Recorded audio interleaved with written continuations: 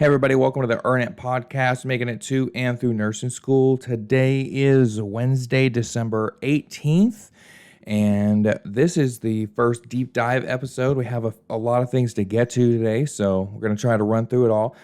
First on the agenda, let me just quickly go over everything that we're going to talk about. One of the things is kind of what's happening with this podcast for the next few weeks.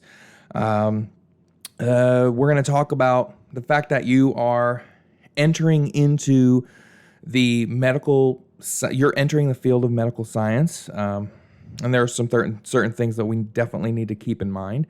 There are some things that I've seen that makes me feel the need to kind of bring this up to whoever will listen.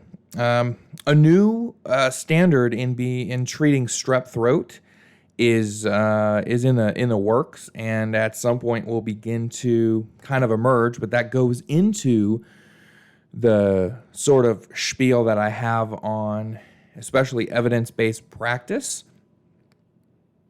especially when we talk about evidence-based practice versus the standard of care, which is just a whole thing that, we're going to get in the weeds of today. And finally, if there's time at the end, going to have to address the whole United Healthcare thing and kind of what that means for us. What should your behaviors be? What should your outside, how should you present yourself, especially when asked about this from patients, especially if you're on clinicals.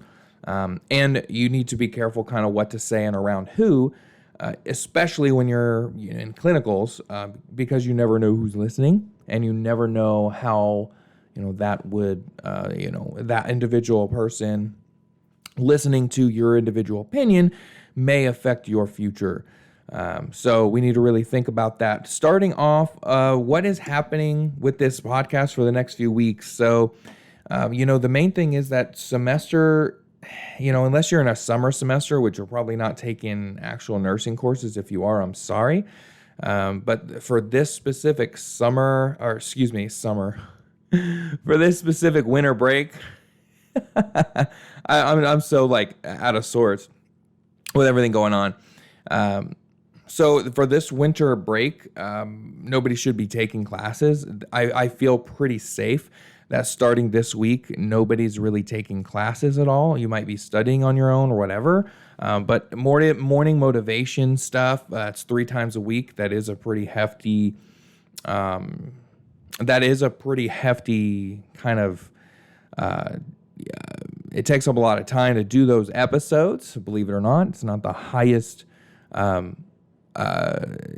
production value, I guess you could say, but it definitely is something. So we're going to put a pause on a lot of things between now and probably January 20th so between now, December 18th, I guess you could say for the next month, not that there won't be any episodes at all, probably the occasional kind of deep dive, but really going to kind of get things ready for the next semester of nursing school so that this can continue on top of going to nursing school and working. So, very busy right now doing this currently. I'm doing this on my own, trying to get somebody else in on it.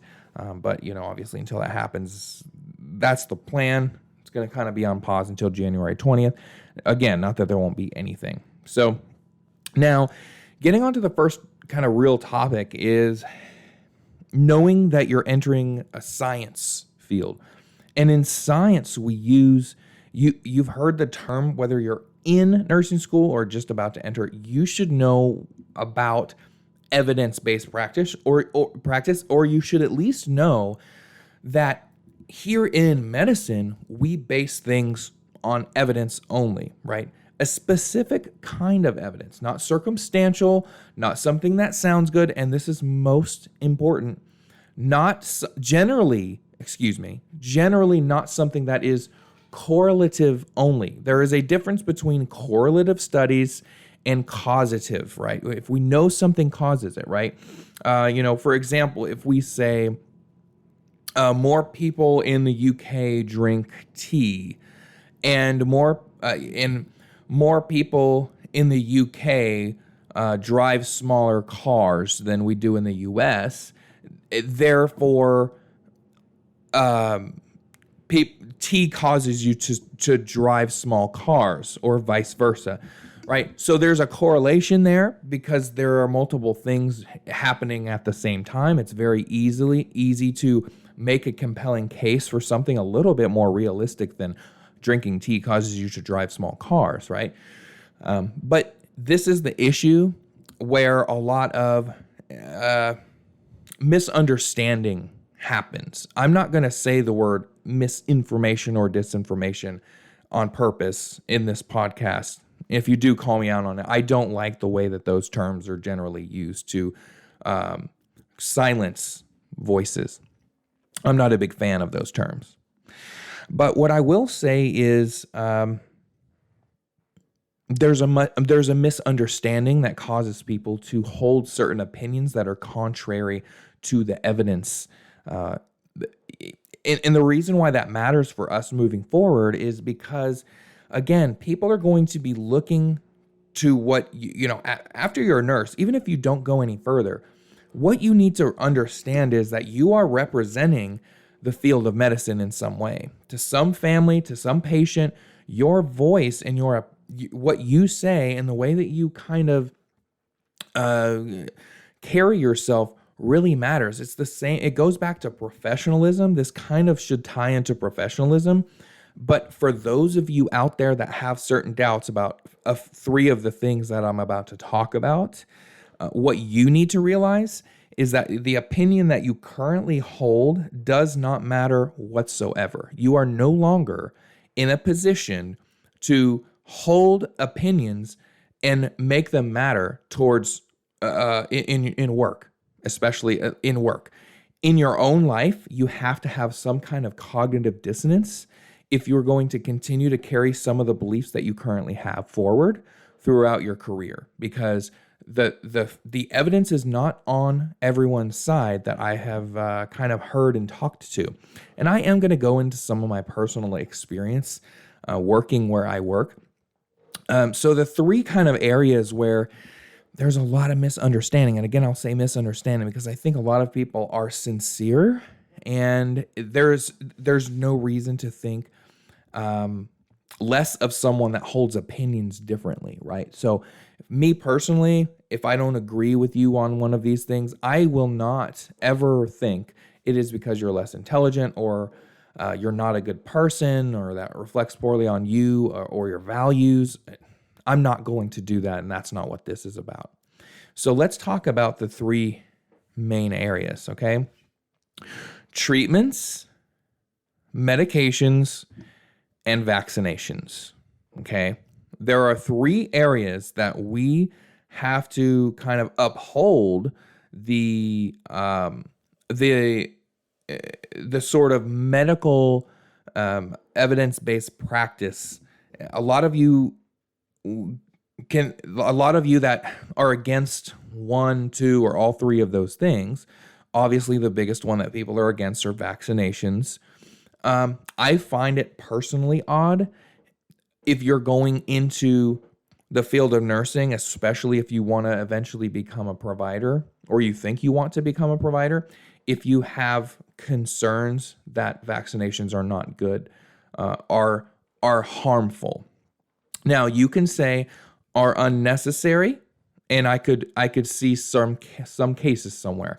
But when you start saying, oh, that's bad for me and I'm not going to do it, that's fine. Realize that is your personal thing, and it is contrary to evidence. Realize also that you should never, ever let that come out when you're talking with a patient, especially your provider just had a long discussion with a patient, and then you're going in the direction of getting a vaccination. That patient's going in that direction, and then for some reason you let your opinion, or you let it be known even without saying that that's not a good idea. Now you have that patient on the fence about it again. This is the potential that you have, right? One particular case that I read about recently, I think it was in 2018. This is how far the cognitive dissonance is, right? I'm just going to give a quick example just to kind of bring some perspective into how we need to maybe listen a little bit more to evidence.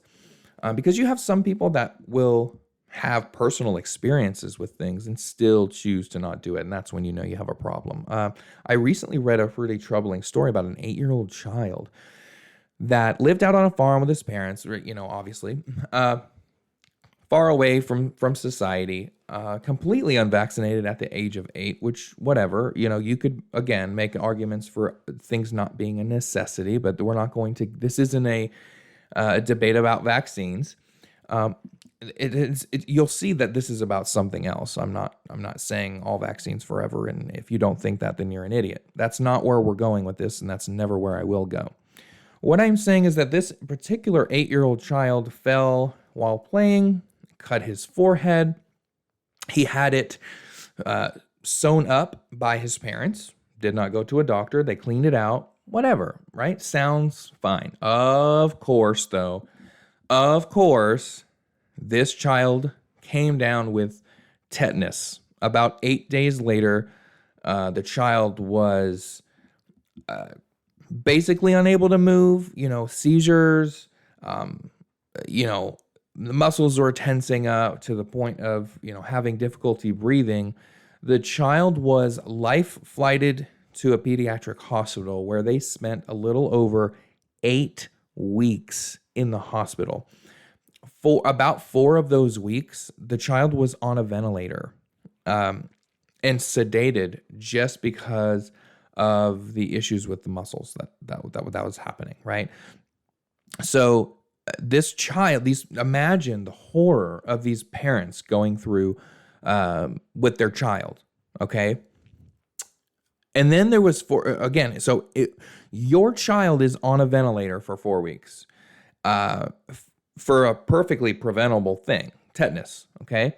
Then the child goes through about 4 weeks of rehab while in the hospital, and it's a while before this child gains function back. It's weeks before this child is able to go back to normal life, and that's all fine and dandy. But if your reasons are financial, if you think that it's a financial thing, you're about to have your mind blown. The total medical expenses of this was $811,000 total. So that was the complete sort of, and you can say, oh, nothing should ever cost that much for 8 weeks, whatever, okay? The child was going to die, okay? So this was life-saving treatment. That was 100% necessary for the survival of this child. Now, up to this point, I would say that the average Joe, parents with a child out away from a lot of a crowded area, kind of out in the country, you can make the argument, why does my child need 50 shots before there are 8 or however many shots, right? Up to this point, it is reasonable for them, okay? After this all happened, they went back to their next, child appointment. They kind of went over all this, and they're like, all right, so do you want to, all right, it's about to be time for your child's next sort of vaccines. Do you want to start at least get the tetanus vaccine? And the parents said no. After all of that, now I could see the case. Oh, we don't want to get them the Hep B. We don't want the, especially like the HPV. We don't want flu vaccine, whatever. But your child literally had tetanus. So way out where you're living, the tetanus, toxin is somewhere, right? You don't know everywhere where it is. You don't know how to eradicate it. You have this somewhere out there. It's there because your child contracted it. And you still do not want to get on board with just that single thing. Knowing that it is a threat at your home, you still don't want to go forward. And that is a kind of unmovable opinion that is just not a good idea to have if you're going to go into this field. I'm sorry to say it. And again, that's not to say you shouldn't either. And that's also not saying anything bad about yourself, whoever you are listening that doesn't agree with this. You're no less intelligent. I do not hold those sorts of opinions. However, what I will tell you is at least have a little bit of humility when talking about this.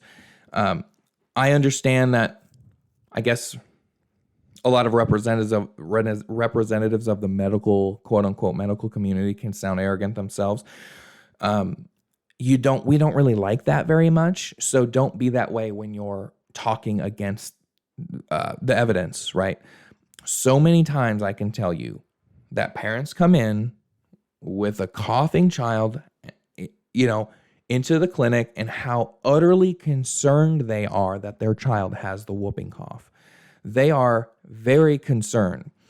But when I ask them, because it's a routine question to ask anytime you bring a child in for anything almost, are we up to date on vaccinations? Or in the case of when a parent literally says, I'm really worried that they might have whooping cough, they're not breathing when they're doing these coughing fits, they're throwing up. It's been like over a month. I'm worried about something. After all of that, if I say, have they had the pertussis vaccine? Have they had? And the answer is not no. It's like a resounding, disgusting no.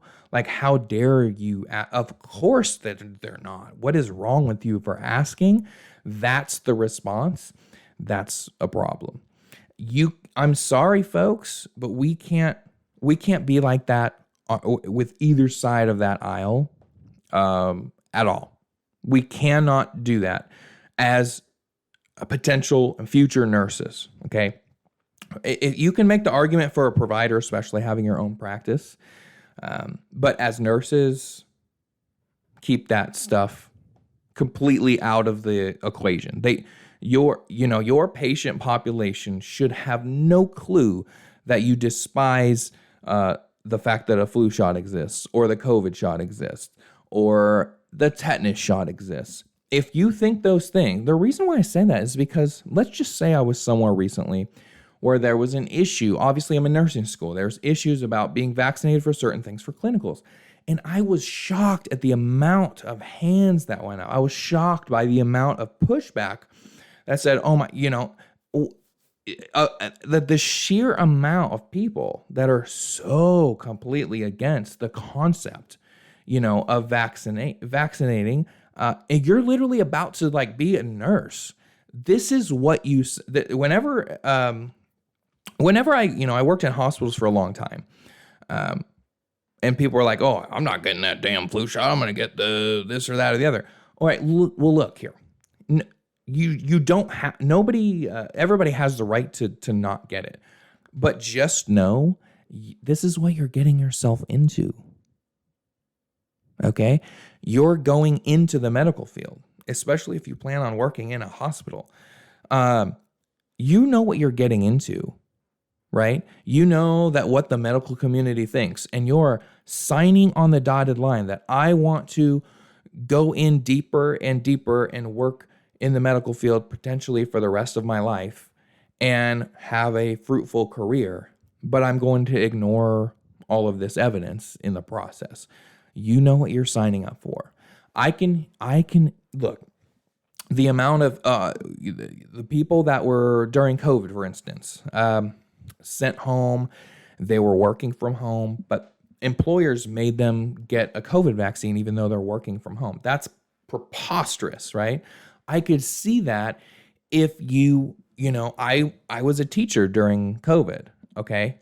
My employer, if they were to say, hey, you need to get your COVID vaccine, I'm sitting at home, dude, and I'm teaching over Zoom to people that are halfway across the world from me, and you want me to get the COVID vaccine?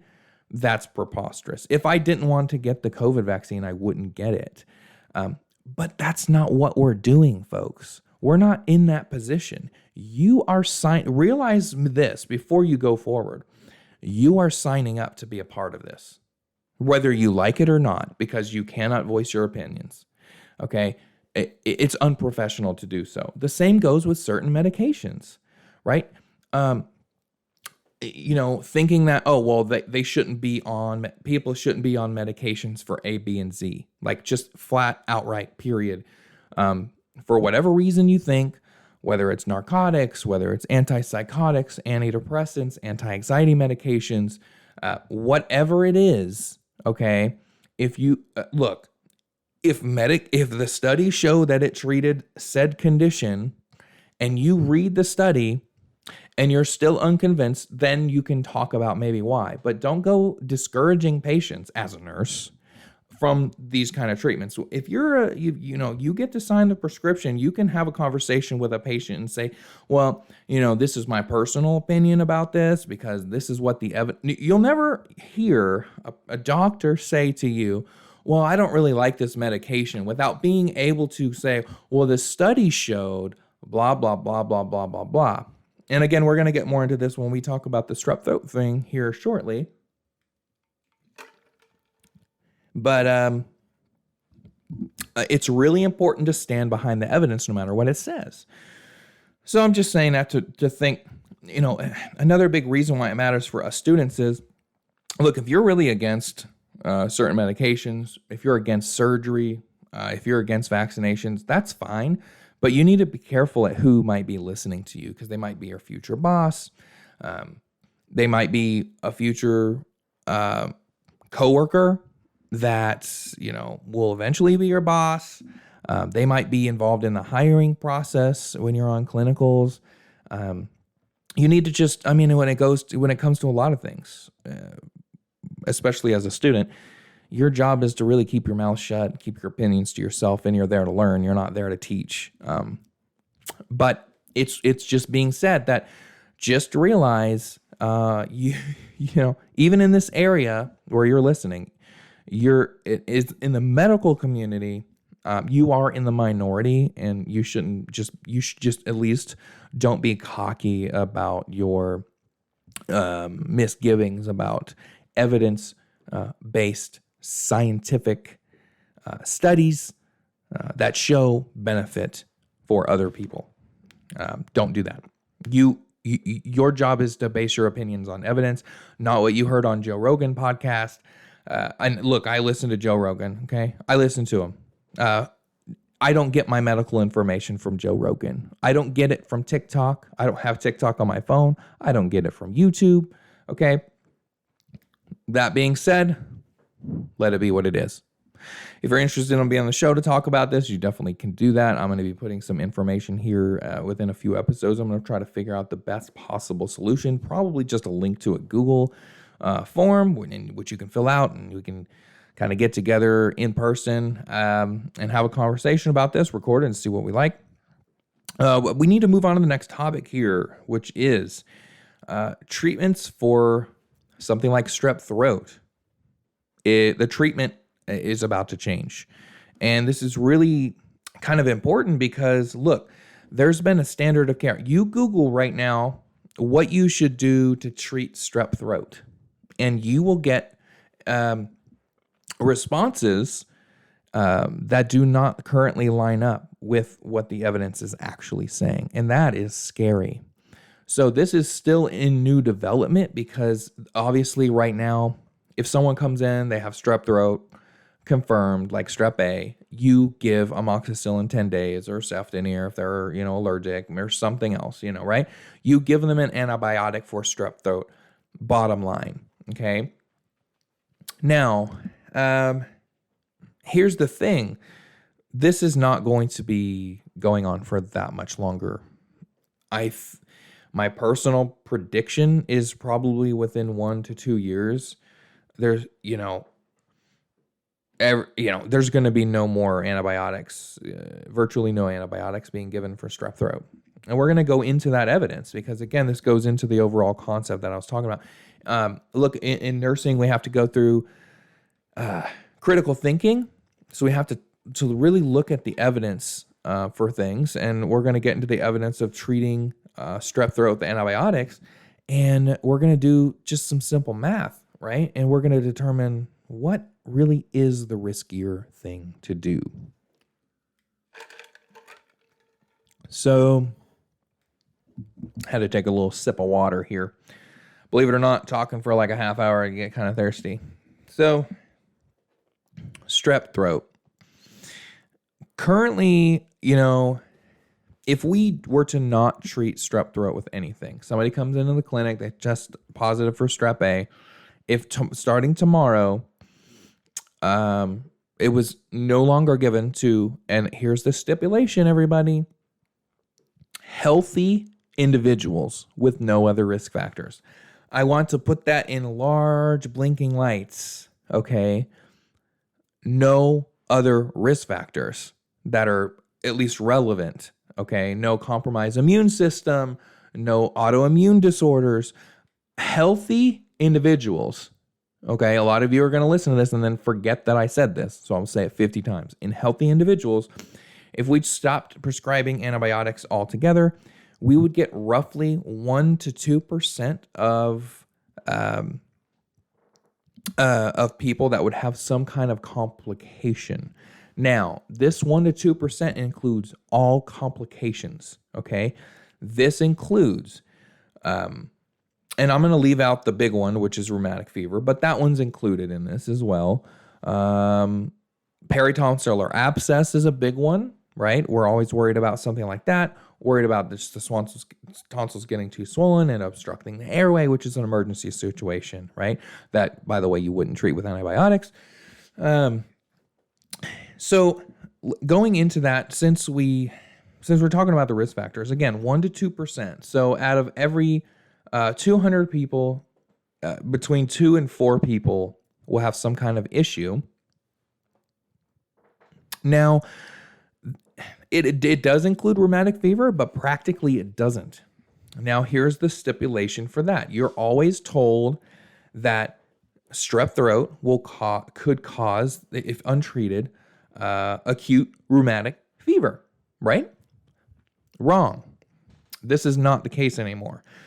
In the developed world, this is very important stipulation. Just like I said, in healthy individuals, we shouldn't treat with antibiotics anymore, according to the evidence.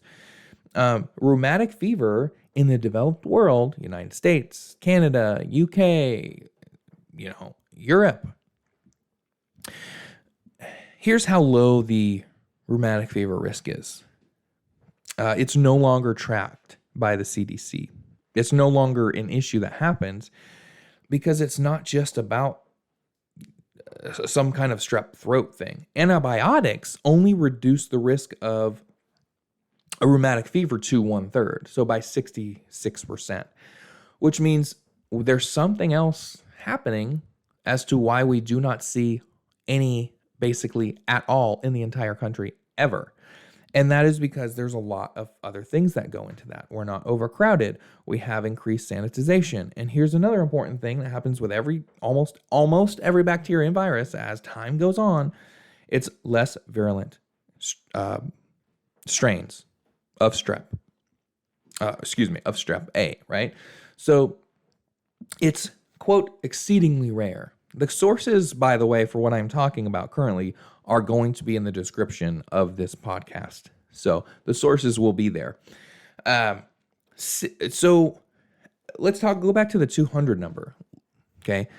Out of 200 individuals treated with antibiotics from strep throat, okay, for strep throat, about 16 in those 200 will develop complications due to the antibiotic that they are being prescribed, causing hospital visits, doctor visits, you name it, increased changes in medications.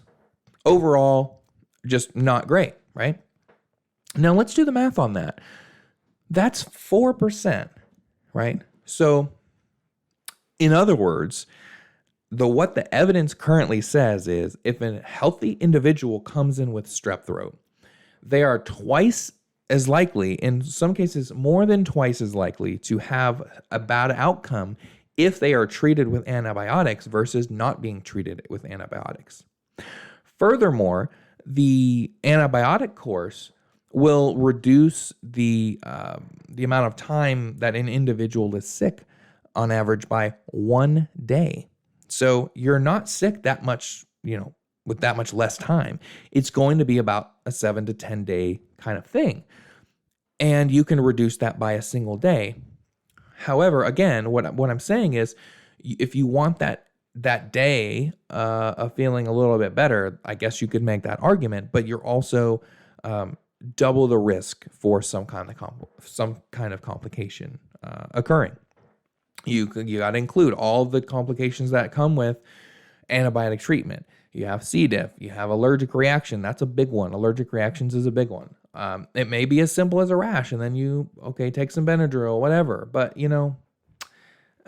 again, it's twice as likely that something bad is going to happen if you prescribe antibiotics. That is what the evidence currently says. But if you look elsewhere, again, all of my sources are going to be in the description of this podcast. But if you try to do this research on your own, you'll find that it's actually very difficult to find this. You can find all the information, but finding somewhere that puts all of this together and says maybe we should change the standard is not something that's very prevalent. In fact, according to Google's AI, the Gemini that comes up, if you ask if strep throat is going to go away on its own or something, it flat out told me, no, strep throat will not go away on its own, which is completely ridiculous. That's like saying every single time you get any amount of bacterial infection for anything, you will have it forever unless you get antibiotics. That's obviously ridiculous. It will either go away on its own or it will kill you. That's how that goes. So, we have to, again, there's such a standard that's set into place. So and this goes back, I was talking about the folks that were against different treatments and medications. Now I'm talking to everybody that gets stuck in like, oh, this is what the standard is according to evidence. Well, now you have to question that. And if you're uncomfortable questioning that, you don't belong in science. This is about look, if you think everything that you learn today, everything that you learn throughout the course of your nursing career is going to stay the same throughout your career, you're wrong, right? Obviously, when we learn about evidence-based practices, you have to be able to stand behind the latest. And a lot of times, sometimes they might go against what the standard is or certain policies and procedures are where you work. And you have to be willing to stand on your own 2 feet and go against those if the evidence is there and it is something that is accepted. Because just because something is accepted as new evidence-based practice doesn't mean that your company that you work for is going to adopt it such that it's recognized throughout the facility. Obviously, there are people that work there that it's their job to keep up on things like that, but they can't catch everything all the time because there's a process of integrating that into the system in almost any size of an environment, because you have to have somebody that takes in that information, looks at it, says, oh yeah, well, this is a new accepted kind of thing. Now they have to figure out, how are we going to implement this? What are all of the nuances? Should we make this a policy or a recommended procedure? What should we do? Will our systems, do the systems that we have in place support the new policy and procedure that we need to there's a lot that goes into it, right? So there's at the very least, there is a time delay that could be significant between the time that a new evidence-based practice becomes accepted and before it gets around to you as a supported policy and procedure. So there might be times where you have to, first of all, which can be hard for a lot of professional adults. Look, you just made it through nursing school. You've been working as a nurse for 5-10 years. You're a hot shot and you know so much. You've been doing this for so long. And then something comes along and it goes against what you've been doing for years. You have to be willing to look at that new thing and say, all right, this is what the evidence says. Now I am going to change what I do, even though I've been doing it for so long and I haven't had any bad outcomes. Even if you haven't had any bad outcomes from it, you still have to be willing to do that, because you know what? That causes problems. Okay. So enough about that. Let's move on. I think there's enough time. If you're still listening, thank you. Let's talk about the United Healthcare, the healthcare business, because frankly, it's everywhere all the time. And um, there's just a whole lot of opinions about it. Now, what should our opinions be? You might think that, well, we shouldn't have a specific opinion. Our opinion is our opinion. For those of you that don't know, the former CEO of United Healthcare was assassinated, and immediately everybody was talking about how bad insurance companies are, and specifically United Healthcare has the highest ratio of denied claims, such that they had to literally outsource and pay outside companies extra money for denying claims and denying prior authorizations. We can have a conversation about how bad. Look, I have spent the majority of my time in my career in specific places doing prior authorizations and fighting with them, and specifically United Healthcare was one of the worst that sticks out. However, that should be, I'm sorry to say, that should be a separate conversation that has nothing to do with somebody getting shot down in the streets. We should not be having those two conversations in the same breath. Those are two separate things. This is why it's important that you need to separate those and separate them right now. I already talked about how some people might be the wrong person to hear you voice your certain opinions. What you really have to realize is, as a nurse, you're representing yourself. And, you could represent yourself pretty poorly and your organization pretty poorly.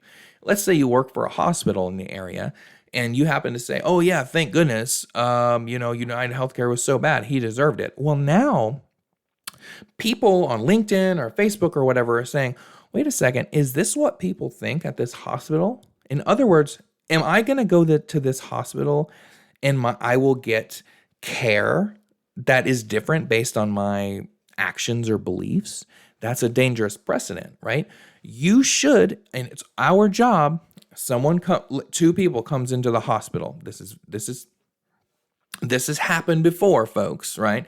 Two people come into a hospital, into the ER, a drunk driver and your dead coworker because of the drunk driver, or your coworker that is on the brink of death, or your spouse that is on the brink of death.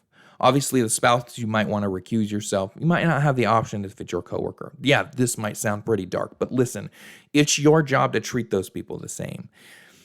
It is your job to get the serial killer coming in chains that's killed 700 freaking people. Let's just say, obviously, that's a little extreme. Let's say they killed 20 people and it was in your community and you knew somebody that was murdered by this person or knew of somebody. You have a serial killer come in from prison. You have to treat that person the same as you treat anybody else that comes through the door. And that is your job. And if you don't like it, please do not become a nurse. Get out of school and let somebody that can handle that, let them get your spot in nursing school, because you don't deserve it. That is what you're signing up for, right? So whenever you voice certain opinions, realize that you're making yourself look beyond unprofessional and dangerous. It is dangerous to have a situation in which I might go to a hospital and be treated differently based on a tattoo that I have, based on how I voted, what kind of clothes I'm wearing. That shouldn't be the case, folks. Everyone needs to be treated the same. So that's what that goes into. And that's why what I will say about this is the conversation, again, of the healthcare system as a whole and prior authorizations and how bad insurance companies are is a separate conversation than a CEO getting murdered. Keep those conversations separate, because I'm sorry, they are two different things. No matter what you might think, oh, well, that CEO was a murderer because of this and that. No. You don't get to do that. You don't get to do that. You are becoming a professional and you need to act professional. You need to use some of those critical thinking skills outside of the lab and outside of your clinicals, and use it on simple logic and reasoning, which is, look, These two things are separate, and you have to make them such. And if you're having trouble with that, then you need to brush up on your critical thinking skills. Do not find yourself in a conversation, unless it's private in your own home or at a party with people that you know and trust, everybody, whatever it is, with your own family members. I would even be cautious about that, but you have your own certain opinions. Just keep those completely out of the public view. I can tell you one thing, you're not going to know my opinion on it. My opinion is that we shouldn't have opinions on those, okay?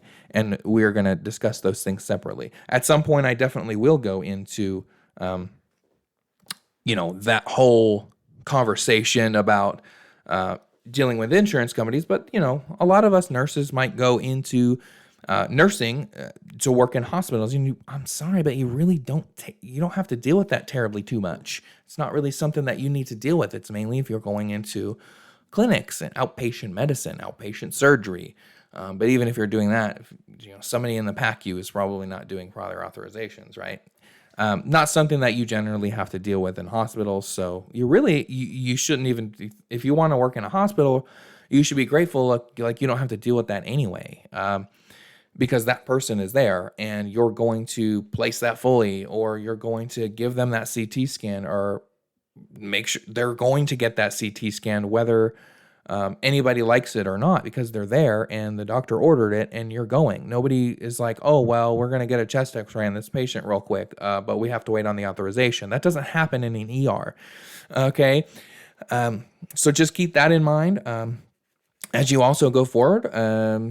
And I think that should be just about it. So again, expect a little bit less in the coming weeks, because I think we all just need a mental break. And for the winter break, you probably don't want to listen to this anyway. You don't want to be reminded that, oh God, in 4 short weeks, you're going to have to get back to it, or, start it, or whatever it is, right? So just enjoy the next 4 weeks. Not saying that there won't be any episodes, but don't depend on morning motivations 3 times a week for the next 4 weeks, because that's definitely not going to happen. Thanks so much for listening. If you're still listening, especially, go ahead and subscribe. Look for the sources and such that are in the description of this podcast. Follow, share with your friends, spread the word.